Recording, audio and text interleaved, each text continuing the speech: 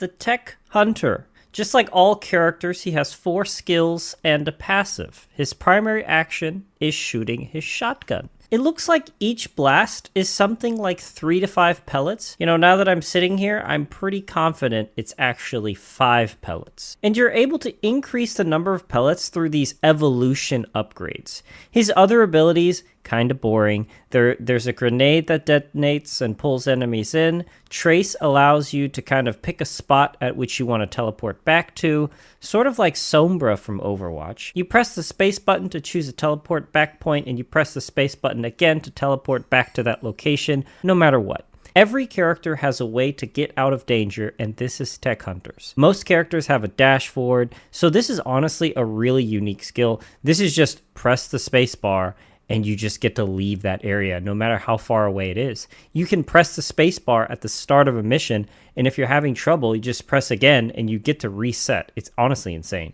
His final active skill is Onslaught, which is just like an orbital strike. You ping an enemy and 6 orbital strikes rain down from above, probably heavily inspired by Captain's orbital strike from Risk of Rain.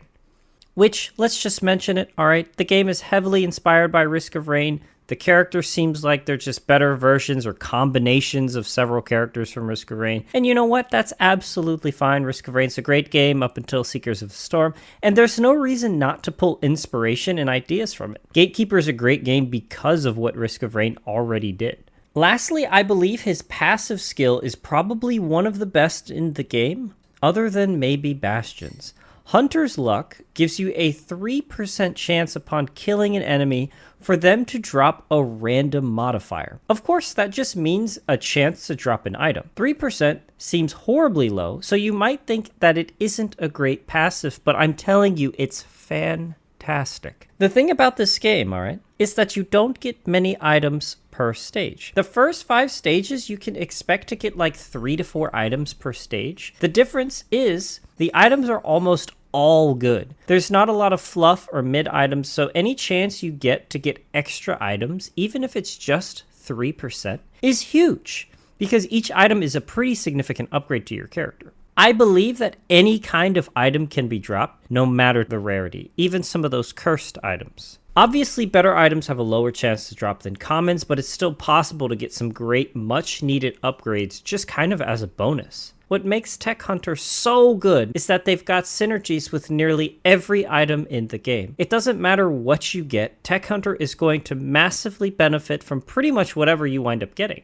So on to actually how you play this guy. As I'm sure you know, similar to Risk of Rain, as you kill enemies, you get XP, which then your characters level up. Every level up, your character gets a base stat increase. This can be a damage increase, max health increase, movement speed, skill cooldown, etc. You get to pick one of 3 choices, just randomly. Every 5 levels, you evolve, and one of your skills gets leveled up, and you get to pick this as well. Every skill has 3 levels of improvement. First of all, let's talk about this, alright? You should be leveling up your shotgun to the max before you do anything else. The first level up gets you the ability to cause bleed, which is an amazing damage over time debuff that really comes in handy. And remember, each one of those pellets costs us 1 stack of bleed. Level 2 is increasing your projectile count. Remember how we talked about item synergies? Yeah, well, with this level 2 shotgun, suddenly your on-hit items are even more effective. And let me just take a minute to mention how many there are here, okay? Nomad Stick. On-hit, 5% chance to launch a projectile at an enemy for 150% damage. Then there's Protocol 1.0. On-hitting with the first skill, a 5% chance to launch a projectile doing 180% damage. Even Protocol 2.0. On-hitting with the first skill, a 10% chance to launch a projectile that pierces enemies, dealing 160% damage. And even stuff like HVC, on hit a 25% chance to trigger Chain Lightning with 2 bounces for 120% damage. The level 3 projectile Pierce is the last of the first skill upgrades, and it makes all those items I just talked about even better. You've got more projectiles, and you can pierce, so it's easy to get crazy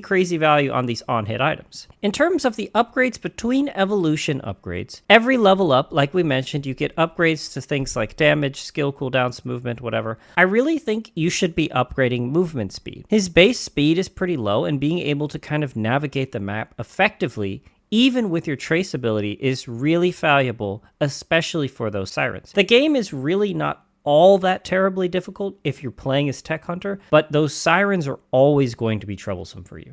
The other one I would focus on is attack speed to further push up those item synergies. Remember, more on-hit attacks. I could sit here for the next 10 minutes talking about the other skills and their upgrades, but the vacuum and trace abilities, honestly, they kind of don't matter. Unless you're looping a bunch and you want to upgrade all your skills, trace is really just used to escape danger, and the grenade is just something you do while you wait for onslaught to cool down. Really, the next set of evolutions to upgrade is the onslaught. The orbital strikes do so much damage against tougher enemies, it really becomes the only way to kill them. There are situations, and most of these are in arena, where the only enemies left are the sirens. And during these fights, you can't really rely on your on-hit items as much. These items work really great for crowd control, but on single high-health enemies, it becomes more difficult to manage.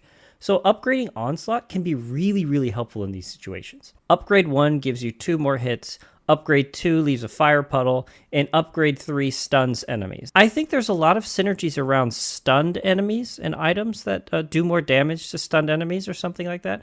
I can't find out exactly right now what they are, but I think I've gotten some before. The only thing, though, is that Onslaught does so much damage, the enemies just die, so you don't have to worry about them being stunned because they're just going to die anyway. Anyways, play Tech Hunter. Get into the habit of starting a level and using that traceability right away, just so you always have a get-out-of-jail-free card. Your first Evos should go all into your primary attack and then into Onslaught. You don't have much control over items, but if you find a good on-hit printer, though, those blacksmiths, you might want to forge items into that. Let me know what you think of Tech Hunter and how you like to play him. Thank you for watching, and I'll see you in the next one.